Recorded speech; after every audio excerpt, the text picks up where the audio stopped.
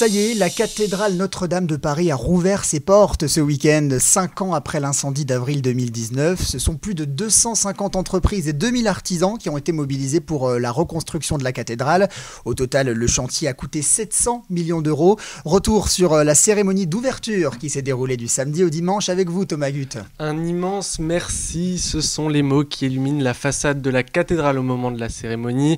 Un message directement adressé aux pompiers et aux artisans qui ont permis la renaissance de Notre-Dame de Paris.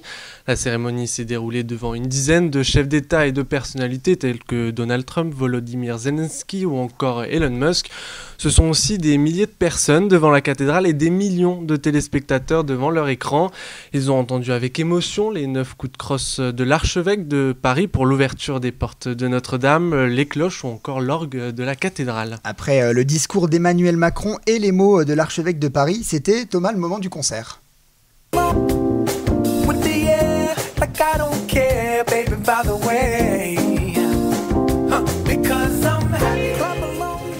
Vous avez sûrement reconnu Pharrell Williams avec Happy qui a chanté devant la cathédrale, tout comme Clara Luciani.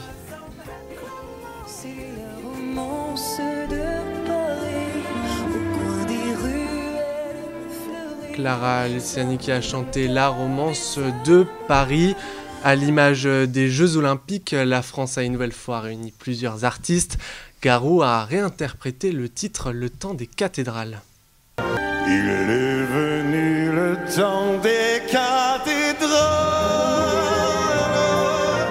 le monde est entré. Et Vianney a repris la célèbre chanson de Leonard Cohen, Alléluia, en français. Elle n'a pas d'âge et son visage importe moins que son message. Un jour viendra le temps de l'Alléluia. C'est ensuite enchaîné spectacle de son et de lumière sur la façade de la cathédrale avec le DJ Michael Canitro. Et le lendemain, c'était la première grande messe depuis l'incendie. Toujours en présence du président de la République, de chefs d'État et de personnalités invitées. Cette messe a permis notamment l'inauguration du nouvel hôtel de Notre-Dame.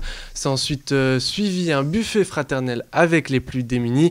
Dans la soirée, une autre messe, cette fois ouverte au grand public, a eu lieu. Des messes dédiées aux artisans, aux pompiers ou encore aux plus démunis sont prévues toute la semaine, toutes prises d'assaut en quelques minutes. Comme quoi en 5 ans, Notre-Dame de Paris reste toujours aussi populaire. Absolument, merci beaucoup Thomas.